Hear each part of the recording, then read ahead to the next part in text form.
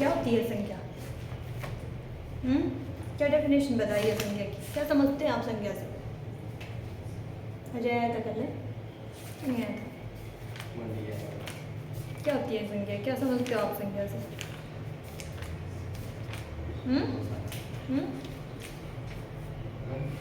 जो आपको पता है वो बताओ। पढ़ी ना आपने स्कूलों में, तो पढ़ी होगी हिंदी ग्रामर। हाँ, तो क्या होती है? भूल गए हैं? भूल गए हैं? संज्ञा होती है किसी का भी नाम। ये जो संज्ञा लिखा ना, इसका मतलब ही नाम होता है। नाम मतलब किसी भी पर्सन का हो गया, व्यक्ति, वस्तु, स्थान, ठीक है। तो क्या हो गया वो नाम, ठीक है। अब नाम के बिना करो किसी से बात आप कर सकते हो, है ना। अब नाम से ही तो पहचान है आपकी, ठीक है। तो वो सब क्या है, किसी का भी नाम क्या है, आपकी संज्ञा है, ठीक है। उसको संज्ञा दी हुई है कि इस नाम से जानते हैं हम उस चीज़ को, ठीक है। तो वो होती है। और हमने कल संज्ञा के बारे में पढ़ा, तो आपने देख लेना है वीडियो में, ठीक है। लास्ट क्या कर रहे थे हम? भाववाचक संज्ञा करवा दी। अच्छा, जिन संज्ञा शब्दों से किसी व्यक्ति और वस्तु के क्या पता चलता है? भाव से। गुण दोष है ना, जो भी उसके होते हैं, ठीक है। भाव जैसे आप अवस्था, दशा जो भी है उसका पता चलता है, वो भाववाचक संज्ञा कहलाती है, ठीक है। और उसके बाद मैंने लिखवाया था कि कुछ भाववाचक संज्ञाएं क्या होती है, स्वतंत्र होती है, और कुछ भाववाचक संज्ञाएं परतंत्र होती है। तो आप लास्ट लिख लो, भाववाचक संज्ञा के बारे में लिख रहे थे हम, तो लिख लो लास्ट पॉइंट, भाववाचक संज्ञा। भाववाचक संज्ञा ये है संज्ञा का पार्ट। देखो संज्ञा की डेफिनेशन मैंने आपको बता दी कि क्या होता है संज्ञा। उसके बाद संज्ञा के प्रकार पढ़े थे हमने, ठीक है। कितने प्रकार पढ़े थे संज्ञा के? 6 प्रकार पढ़े थे। कितने पढ़े थे भाई? वर्गीकरण कितने आधार पे किया था हमने? 2 आधार पे किया था। एक व्युत्पत्ति के आधार पर, जिसके 3 प्रकार होते हैं, रूढ़, यौगिक और योग रूप, जो शब्द में पढ़ा है हमने, ठीक है। और दूसरा था अर्थ के आधार पर, जो कि आपके एग्जामिनेशन होते हैं, ठीक है, एग्जाम्स होते हैं, उसमें पूछते हैं कि संज्ञा के कितने भेद हैं, तो कितने हैं? 5 होते हैं, ठीक है। तो लिख लो, आप नहीं आए तो आप लिख लो क्या क्या होते हैं। सबसे पहला होता है आपका भेद, व्यक्तिवाचक संज्ञा। ऐसे नॉर्मल रखना है एग्जाम के लिए, याद की संज्ञा के होते हैं 5 भेद, ठीक है। पहला व्यक्तिवाचक, दूसरा जातिवाचक, तीसरा समूहवाचक या समुदायवाचक, एक ही बात है, जिससे हमें समूह का ज्ञान होता है, ठीक है। समूहवाचक संज्ञा। और फिर उसके बाद चौथी कौन सी है? मेटीरियल नाम, द्रव्यवाचक संज्ञा। द्रव्य में आ जाते हैं आपके, जैसे आपने पदार्थ के बारे में पढ़ा ना, पदार्थ क्या होता है? पदार्थ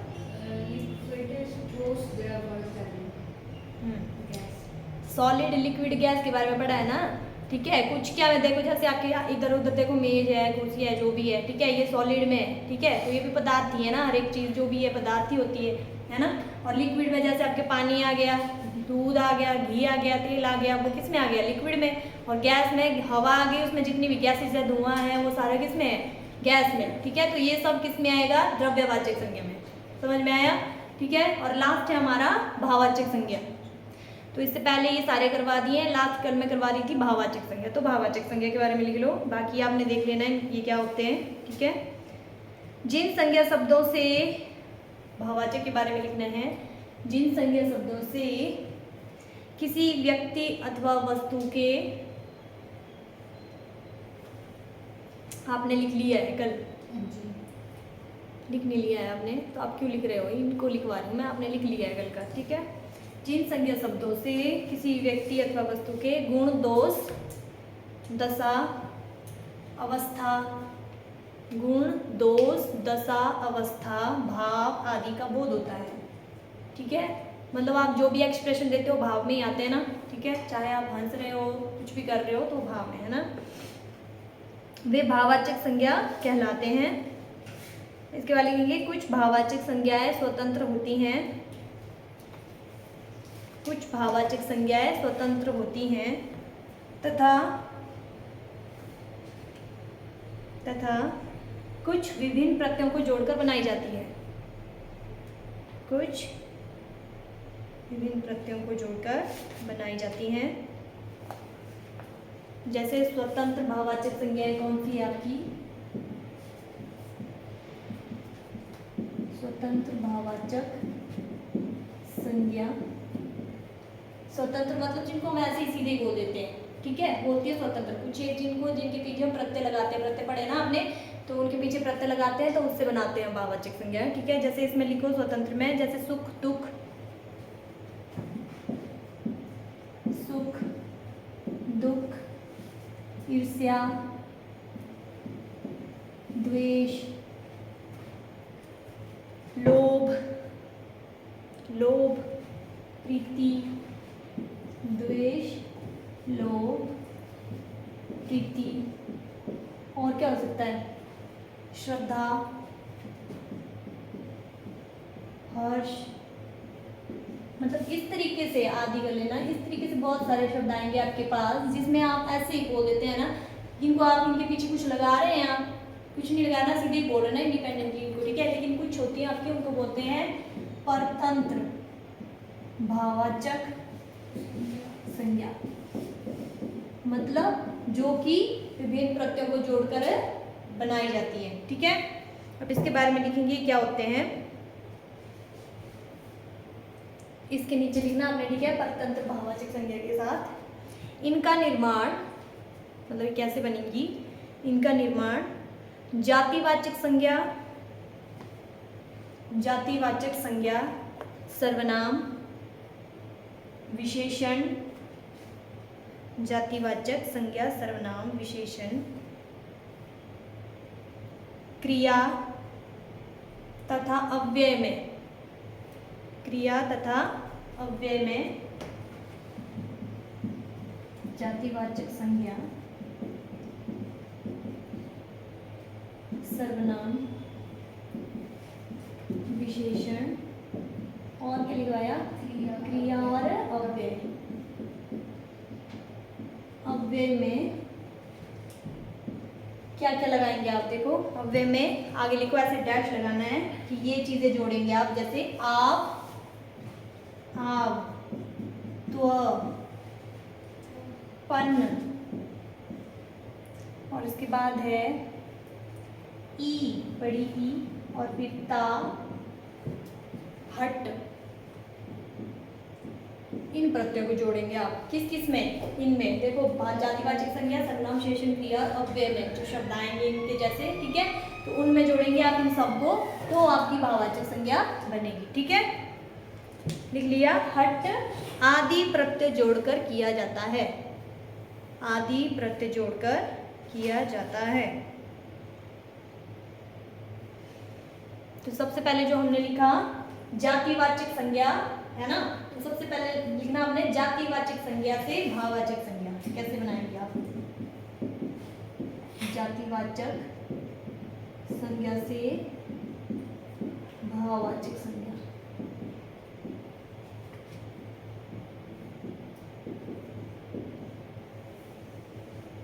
जैसे जातिवाचक में जैसे पुरुष, पहले लिखो पुरुष, तो पुरुष में हम क्या जोड़ेंगे कि उसे भाववाचक संज्ञा बनेगी, हाँ पुरुष, और इसमें त्व लगेगा तो क्या बनेगा, हाँ पुरुषत्व, ऐसे ये बन गई इसकी भाववाचक संज्ञा, ठीक है। तो अगर इस तरीके का आपके पास कहीं शब्द आता है और वहां पूछेंगे कि ये कैसी संज्ञा, तो ये कैसी संज्ञा होगी, भाववाचक संज्ञा, ठीक है। वैसे पहचानिए भाववाचक संज्ञा के क्वेश्चन भी आते हैं, ठीक है। अच्छा, मनुष्य, मनुष्य में क्या जोड़ सकते हैं हम इनमें से, तो नहीं होती, मनुष्य तो ता, मनुष्यता है ना, तो मनुष्य का भाववाचक संज्ञा क्या बन गई, मनुष्यता, ठीक है। गुरु, हाँ गुरुत्व,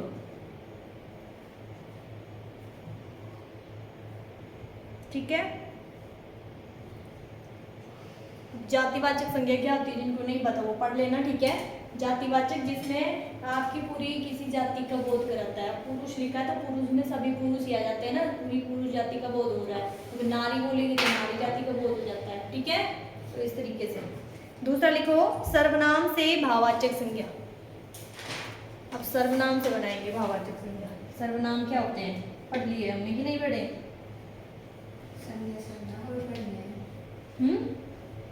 संज्ञा के स्थान पर प्रयुक्त होने वाला शब्द। हाँ, सर्वनाम क्या होते हैं? सर्वनाम मतलब सबका नाम, मतलब जो सबके नाम के बदले आते हैं वो शब्द उनको बोलते हैं सर्वनाम।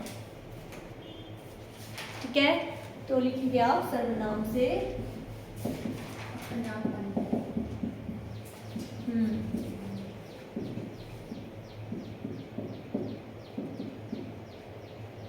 जैसे अपना लिख बोला मैंने, अपना वो मैंने मिटा दिया, तो उसमें अपना पन लगा देंगे तो क्या हो जाता है?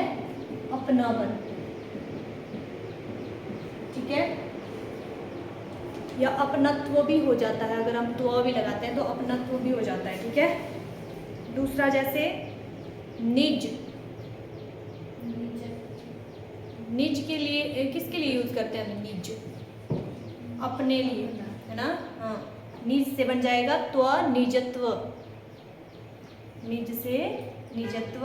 मम, जैसे मम मेरा, ठीक है, मम से ममत्व, तो वही लगेगा इसमें भी।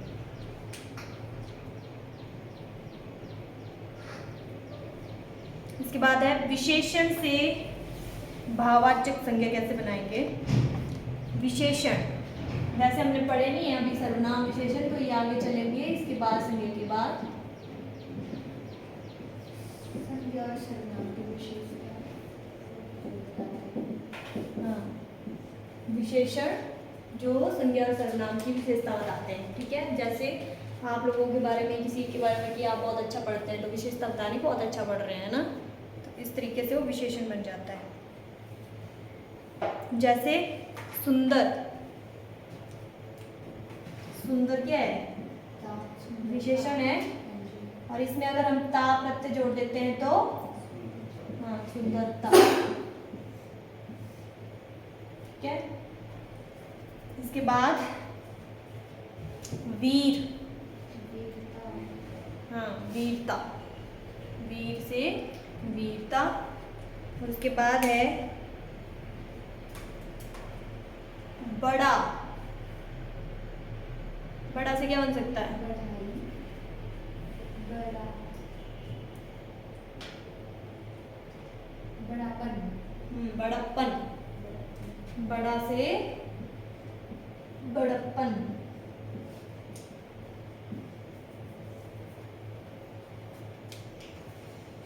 लाल, लाल से क्या बन सकता है? लाली। और भी इमा प्रत्यय में लिखा है हमने, इमा जोड़ देना इसमें, जहाँ मैंने आपको लिखवाया है ना प्रत्यय कौन कौन से जोड़ने, वहाँ इमा प्रत्यय लिख देना। लालिमा, लाल से लालिमा, ऐसे लाल लालिमा। इसमें क्या है? इमा प्रत्यय लगा है ऐसे, इमा। अब आपको प्रत्यय के बारे में नहीं होगा पता, तो प्रत्यय पढ़ने पड़ेंगे। प्रत्यय क्या होते हैं? प्रत्यय होता है मतलब जो लास्ट में जुड़ता है, किसी शब्द के बाद में जुड़ते हैं, जैसे यह शब्द, ठीक है, इसके बाद क्या जुड़ा है? इमा प्रत्यय, यह है प्रत्यय। ठीक है, तो क्या बन गया आगे? लालिमा। जब इन दोनों को साथ में लिखा तो लालिमा। और उपसर्ग होते हैं जो इस शब्द से पहले जुड़ेंगे। ठीक है, कोई भी शब्द ले लिया, उससे पहले जो जुड़ेंगे वो उपसर्ग होते हैं, अगर बाद में कोई शब्द जुड़ रहा है तो वो प्रत्यय होते हैं। ठीक है, तो वो देख लेने आपने तो थोड़े थोड़े। इसके बाद लिखो क्रिया से भाववाचक संज्ञा। क्रिया, अब क्रिया क्या होता है? जो चीज आप पढ़ रहे हो उसके बारे में भी पता होना चाहिए कि आप लिख तो रहे हैं, लेकिन उसका मतलब क्या होता है। क्रिया से भाववाचक संज्ञा।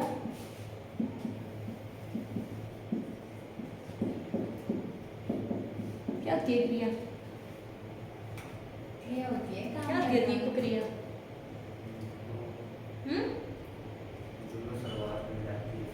जैसे कोई काम करना। डेफिनेशन क्या है?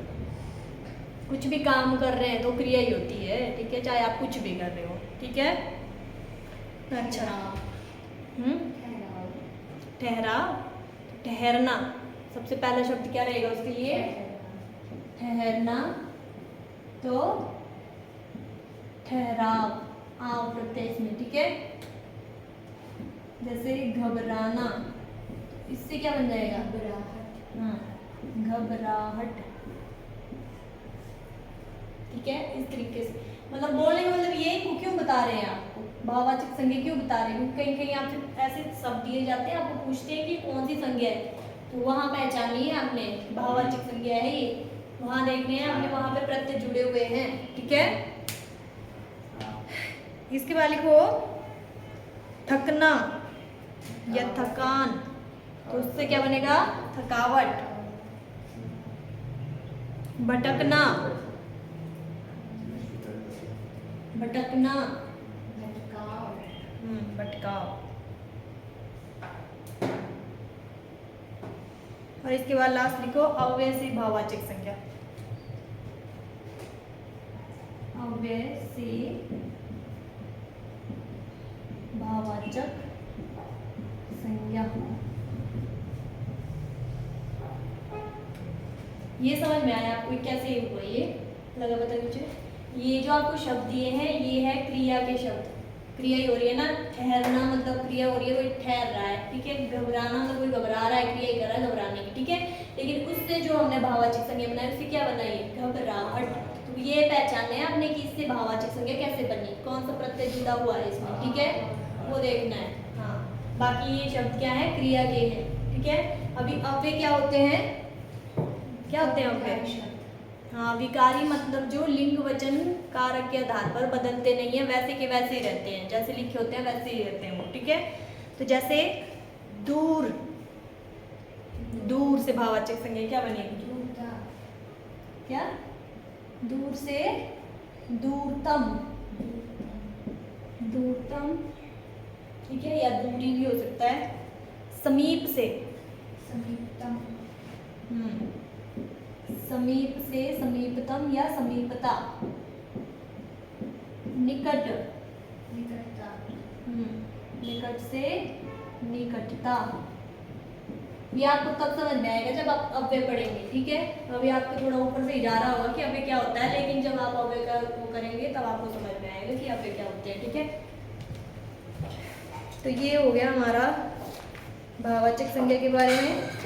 इसके बाद थोड़ा सा है ये संज्ञाओं के विशिष्ट प्रयोग, मतलब कई बार ऐसा होता है कि आपकी जो व्यक्तिवाचक संज्ञा होती है ना वो जातिवाचक के रूप में उपयोग होती है, वहाँ पे पहचानना होता है कि ये व्यक्तिवाचक में है या जातिवाचक में है, वहाँ पे कंफ्यूजन हो जाता है। तो ये थोड़ा थोड़ा है, इसमें पॉइंट पॉइंट लिखवा रही हूँ मैं आपको, ठीक है।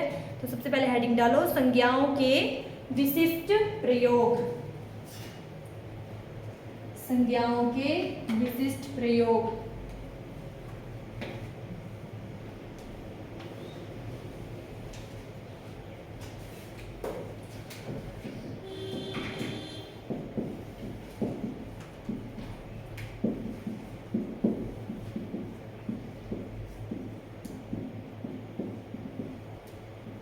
सबसे पहले लिखो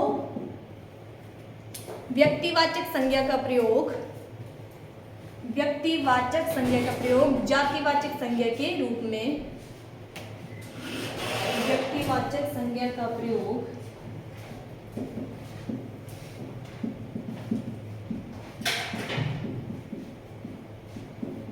जातिवाचक संज्ञा के रूप में।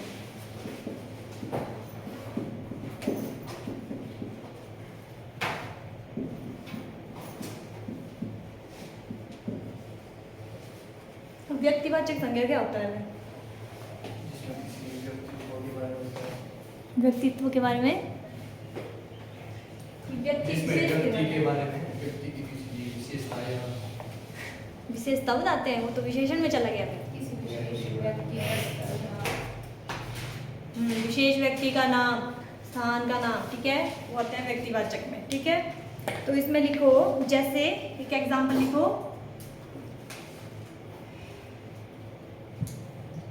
आज के युग में भी, आज के युग में भी, एग्जाम्पल के थ्रू ही समझेंगे, ठीक है। आज के युग में भी हरीशचंद्रों, इसको लेना है आपने इन्वर्टेड कोमा में, हरीशचंद्रों की कमी नहीं है, की कमी नहीं है, एक ये हो गया। दूसरा लिख लो एक और, देश को हानि जयचंदों से होती है। देश को हानि जयचंदों से होती है। बस इन एग्जाम्पल से ही समझना आपने कि क्या बोल रहा है, ठीक है। इस तरीके से अब ध्यान देंगे यहाँ पे, आज के युग में भी हरिश्चंद्रों की कमी नहीं है। ये ऐसे क्यों बोल रहा है? किसी एक हरिश्चंद्र की बात कर रहा है। हरिश्चंद्र कौन थे? राजा हरिश्चंद्र राजा थे ना, वो न्यायवादी होते, ठीक है, कुछ अच्छा भी ये था उनका, ठीक है, उसके लिए जाने जाते हैं वो, सत्यवादी थे वो, ठीक है, उस नेचर के अकॉर्डिंग उनको जाना जाता है। तो वो बोल रहा है कि आज के युग में हरिश्चंद्रों की कमी नहीं है, मतलब उनके जैसे जितने भी लोग होंगे तो उनकी बात करा ना कि एक हरिश्चंद्र की बात करें। तो यहाँ पे देखने में तो लग रहा है कि ये क्या है, हरिश्चंद्र मतलब किसी का नाम है ना, तो व्यक्तिवाचक संज्ञा में आ रहा है, नाम है, व्यक्तिवाचक, किसी व्यक्ति की बात हो रही है, तो मतलब लग तो रहा है कि ये व्यक्तिवाचक है, ऐसा लग रहा है। अगर यहाँ पे आपको पूछा जाए कि यहाँ पे हरिश्चंद्र अंडरलाइन कर दिया होगा और आपसे पूछा जाएगा कि यहाँ पे बताइए कि ये जातिवाचक है कि व्यक्तिवाचक है, तो क्या लग रहा है आपको, क्या हो सकता है? और क्यों लग रही है ऐसा मुझे? चलो ठीक है, बोल रहा है जातिवाचक को तो मैं बाद में पूछूंगी, लेकिन और वो क्या लग रहा है वो पूछ लेती हूँ पहले। आप बताइए और आपको क्या लग रहा है? अजय को क्या लग रहा है? अगर कुछ भी नहीं लग रहा है, मैंने पढ़ा ही नहीं है। व्यक्तिवाचक संज्ञा क्या होती है, जातिवाचक संज्ञा क्या होती है? व्यक्तिवाचक संज्ञा जिसमें किसी व्यक्ति विशेष का नाम दिया होता है, ठीक है। अभी हरिश्चंद्र मैंने बोला नहीं, वो कोई जाने माने फेमस राजा थे, ठीक है, और सत्यवादी उनका नेचर था, ठीक है, मतलब वो वैसे थे, तो उसके लिए उनको जाना जाता है। तो यहाँ पे वैसे तो हमको लग रहा है कि व्यक्तिवाचक है, हरिश्चंद्र ये नाम दिया है, लेकिन पूरा सेंटेंस पढ़ना आपने क्या बोला है यहाँ पे, ठीक है। तो मतलब उनके जैसे जितने भी थे, तो उनके जैसे की बात करें तो उनकी पूरी जाति आ गई ना, उनके जैसे जितने हुए, तो ये कैसी होगी फिर ये? हाँ, जातिवाचक संज्ञा होगी, ठीक है। तो यहाँ पे क्या हो रहा है, व्यक्तिवाचक संज्ञा का प्रयोग किसमें हो रहा है? जातिवाचक, ठीक है। दूसरा है देश को हानि जयचंदों से होती है। अब हानि की बात कर रहा है तो जयचंद को ये की थोड़ी था भाई, उसकी वजह से भी, ठीक है, उसके जैसे जितने भी थे उनकी वजह से हो रही है, ठीक है। तो यहाँ पर भी जयचंद किसके लिए यूज हो रहा है? जातिवाचक संज्ञा के रूप में हो रहा है, ठीक है। तो इस तरीके से भी देखना पड़ता है कभी कभी, ठीक है। कई बार इस तरीके से सेंटेंस दे दिए जाएंगे। हाँ जी, इस तरह का याद है। हाँ, तो इस तरीके से ही ना, तो वहाँ पे देखना पड़ता है आपको कि कहाँ पे कौन सी संज्ञा यूज हो रही है, तो सेंटेंस के अकॉर्डिंग देखना है आपको, ठीक है। अब उसके लिए आपको सारे के सारे जितने भी टाइप करवाए हैं, व्यक्तिवाचक, जातिवाचक, द्रव्यवाचक, समूहवाचक, वो सब पढ़ने पड़ेंगे आपको, तो वो क्या होते हैं पहले तब करेंगे, आप इनको ऐसे थोड़ी कर पाएंगे, ठीक है। अच्छा, दूसरा लिखो। अच्छा रुक जाओ, एक सेंटेंस लिखो और, रामचरितमानस हिंदुओं की बाइबल है, इधर बताएंगे आप। रामचरितमानस हिंदुओं की बाइबल है। अब यहाँ पर जो बाइबल है ये बताना है आपने किस रूप में उपयोग हुआ है।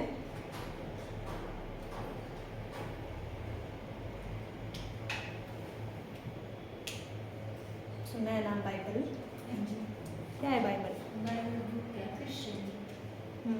आपको पता है कि नहीं, पहली बार सुना? जैसे हमारा है ना धर्म ग्रंथ, क्या है हमारा धर्म ग्रंथ? हाँ, तो इनकी क्या है? बाइबल। तो इधर बोला है कि रामचरितमानस हिंदुओं की बाइबल है, तो इधर बाइबल ये हमारी नहीं कि भी हाँ हमारे, ये सिर्फ ऐसे बोध करा रहा है कि धर्म ग्रंथों की जाति का बोध करा रहा है यहाँ पे बाइबल, ठीक है। तो ये जातिवाचक में उपयोग हो रहा है यहाँ पे, ये ध्यान में रखना आपने, ठीक है। ये धर्म ग्रंथों की जाति का बोध करा रहा है ना, कि एक पर्टिकुलर चीज के लिए बोल रहा है कि ये हिंदुओं की बाइबल है, ठीक है। सेंटेंस देखना आपने, समझ में आया?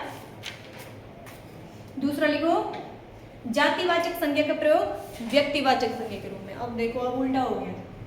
अब इसके बाद क्या होगा यहाँ पे, जातिवाचक संज्ञा का प्रयोग किसमें होगा? व्यक्तिवाचक में। उल्टा हो जाएगा ये।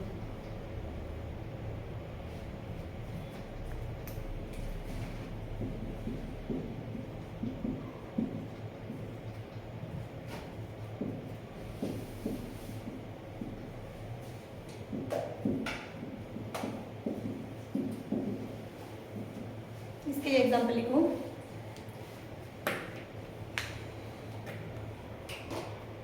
गोस्वामी जी ने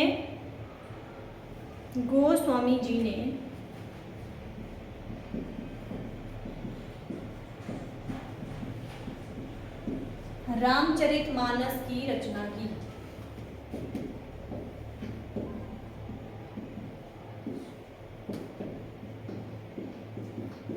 गोस्वामी जी ने रामचरितमानस की रचना की। दूसरा लिखो, पंडित जी भारत के प्रथम प्रधानमंत्री थे। पंडित जी भारत के प्रथम प्रधानमंत्री थे।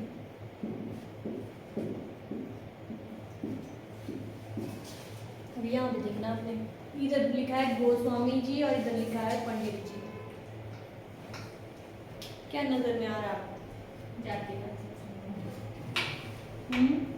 अभी वहाँ पे लिख दिया है ऊपर, तो इसका मतलब वही होगा। क्या लिखा है? जातिवाचक संज्ञा का प्रयोग व्यक्तिवाचक संज्ञा के रूप में। ठीक है, तो इधर गोस्वामी जी है और यहाँ पे पंडित जी है, तो इधर क्या लग रहा है आपको? व्यक्तिवाचक है कि जातिवाचक है? ये व्यक्तिवाचक है। सेंटेंस पढ़ो पूरा बोले।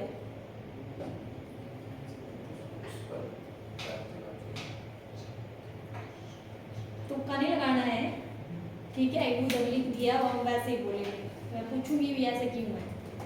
इधर लिखा है गोस्वामी जी ने रामचरितमानस की रचना की और पंडित जी भारत के प्रथम प्रधानमंत्री थे। कौन पंडित जी? पंडित जवाहरलाल नेहरू। हाँ, तो उसके पीछे का देखो ना कि वो कौन थे? जवाहरलाल नेहरू, है ना? जवाहरलाल नेहरू जी। और गोस्वामी जी कौन हुए? गोस्वामी तुलसीदास। हाँ, तुलसीदास। तो इधर जो ये गोस्वामी जी लिखा है, ये कौन सी संज्ञा है? जातिवाचक। क्या है ये दोनों क्या है यहाँ पे? जातिवाचक।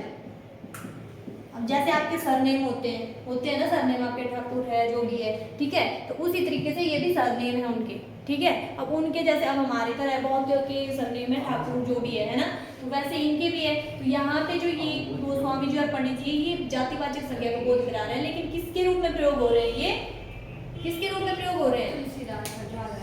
तो व्यक्तिवाचक संज्ञा के रूप में नहीं हो रहे हैं, किसी व्यक्ति की बात ही कर रहे हैं ना। इसके पीछे कौन है? तुलसीदास है और इधर जवाहरलाल नेहरू है, तो किसके रूप में उपयोग हो रहे हैं? ये व्यक्तिवाचक नहीं हो रहे हैं।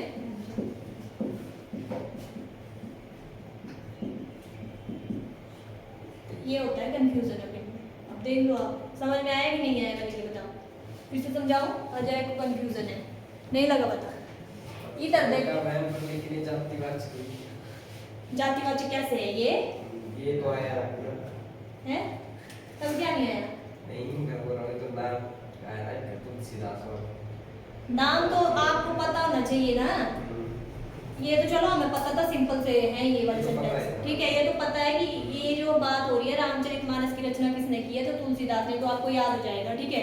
ये तो मैंने यहाँ पे लिख दिया है कि इनका सरनेम होगा, वो लिख दिया है यहाँ पे। ये भी आपको पता है कि जवाहरलाल नेहरू प्रथम तुलसीदास गोस्वामी, वो पूरा नहीं लिखेंगे, वो आपको इधर ऐसे ही देंगे, ठीक है? जिससे आपको पता चलेगा कि वहाँ पे जातिवाचक संज्ञा का उपयोग हो रहा है, लेकिन उधर पहचानना है कि वहाँ पे हो रहा है कि नहीं, वहाँ पे व्यक्तिवाचक संज्ञा के रूप में पहचानना है आपने उसको।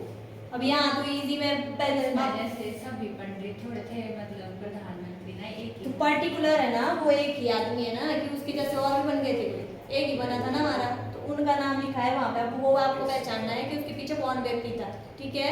तो इधर आपको जातिवाचक संज्ञा दी हुई है, वो आपको पहचानना है कि यहाँ पे व्यक्तिवाचक है कि नहीं, ठीक है? इस तरीके से ये तो इजी सा है आपको समझाने के लिए, सिर्फ वहाँ ऐसे ही थोड़ी दे देंगे कि इधर ही वो वाला चिपका देंगे, उधर भी, ठीक है? आपको आगे है ना, लिख लो इसको। लिख लिया? लगा बता? पक्का? अच्छा, चलो तो एक और लिखने लग गया, बता। शुक्ल जी ने, अब बताना मुझे आप। शुक्ल जी ने हिंदी साहित्य का इतिहास लिखा। शुक्ल जी ने हिंदी साहित्य का इतिहास लिखा। वो कौन है शुक्ल?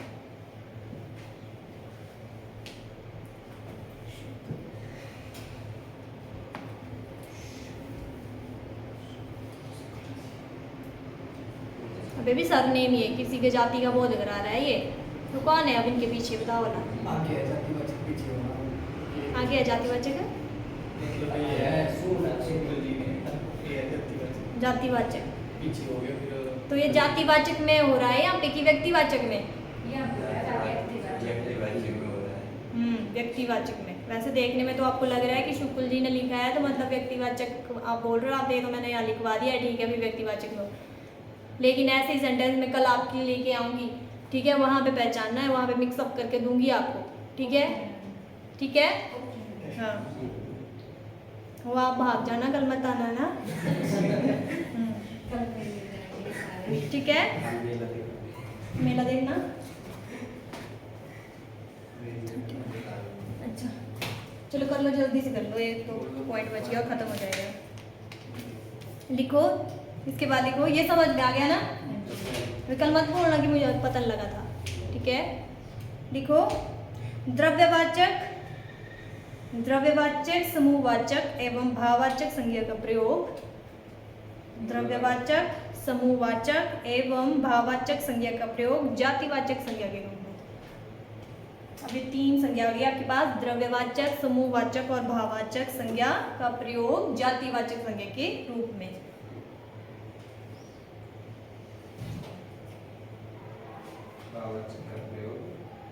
जातिवाचक संज्ञा के रूप में।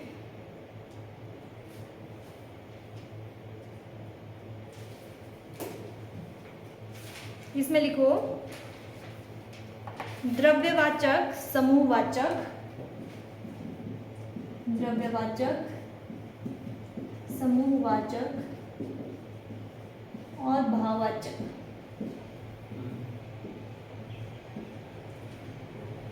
संज्ञाओं का प्रयोग बहुवचन में नहीं होता। संज्ञाओं का प्रयोग किसमें नहीं होता? बहुवचन में नहीं होता।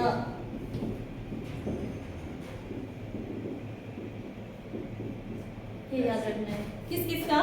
द्रव्यवाचक, समूहवाचक और भाववाचक का संज्ञाओं का प्रयोग बहुवचन में नहीं होता। क्योंकि क्यों नहीं होता? क्योंकि बहुवचन में प्रयोग होने पर वे जातिवाचक संज्ञा बन जाती है, ठीक है? अगर वो बहुवचन में प्रयोग होगी तो कैसी बन जाएगी? जातिवाचक। क्योंकि बहुवचन में प्रयोग होने पर वे जातिवाचक संज्ञा बन जाती है।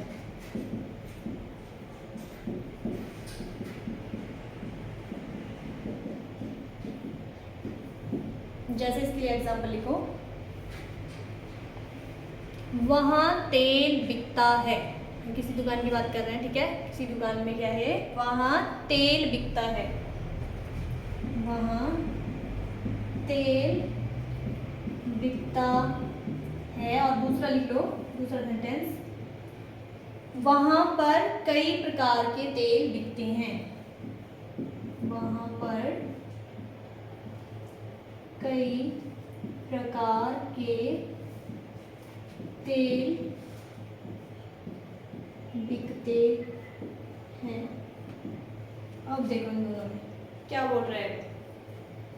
इधर यहाँ पे वहां तेल बिकता है, ये तेल यहाँ पे एक वचन में है कि बहुवचन में है? है? हाँ, एक वचन है, ठीक है? एक वचन में। और इसमें देखो, वहां पर कई प्रकार के तेल। अब ये तेल एक वचन में है कि बहुवचन? हाँ, बहुवचन में, ठीक है? तो यहाँ पे ये क्या होगा? एक वचन में है तो ये किस संज्ञा के रूप में है प्रयोग हुआ यहाँ पे? जातिवाचक में है कि द्रव्यवाचक में है? हाँ, द्रव्यवाचक में, क्योंकि ये एक वचन में है ना। जब एक वचन में होगा तो ये अपनी संज्ञा में होगा। किसमें? द्रव्यवाचक में बताया ना, लिक्विड, सॉलिड और आपको वो वाला। तो ये किस में होगा? द्रव्यवाचक में। लेकिन जब ये बहुवचन में चला गया तो समूहवाचक। किसके समूह में? तेल के समूह में। जातिवाचक, तेल की जाति बता रहा है कि वहाँ पे कई प्रकार के, सेंटेंस पढ़ो ना, कई प्रकार के तेल मतलब बहुत सारे वैरायटी है, ठीक है? तो तेल की जाति, तो जातिवाचक संज्ञा बन जाता है यहाँ पे। अभी आपको लिखवाया नहीं है, सही लिखवाया नहीं यहाँ पे डेफिनेशन में, ठीक है। जैसे एक और लिखो, चलो इसमें बताना आपने मुझे। सेना युद्ध के लिए तैयार है, पहला सेंटेंस लिखो, सेना युद्ध के लिए तैयार है और सेना, दूसरा लिखना है सेनाओं में मुठभेड़ हुई, सेनाओं में मुठभेड़ हुई। अब पहले में बताना है ये क्या क्या है, कौन सी संज्ञा है, और एक वचन है कि बहुवचन है, और दूसरे में भी वैसा ही बताना है। पहले है द्रव्यवाचक, दूसरा गुड, वेरी गुड, बहुत अच्छे, ढंग से देखो। सेनाओं की हुई की उधर मैंने पहले तो ये लिखना है अभी कि एक वचन है कि बहुवचन है। एक वचन, एक वचन है, ठीक है, एक वचन है।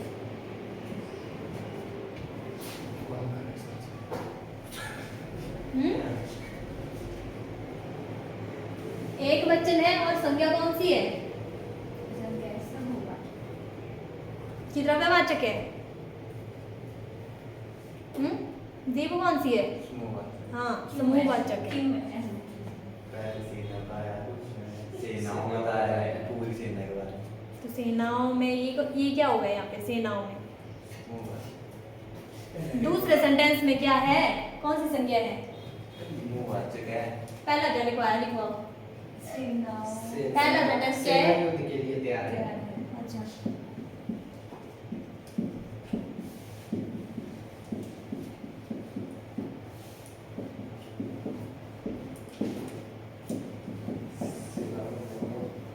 सेनाओं में मुठभेड़ हुई।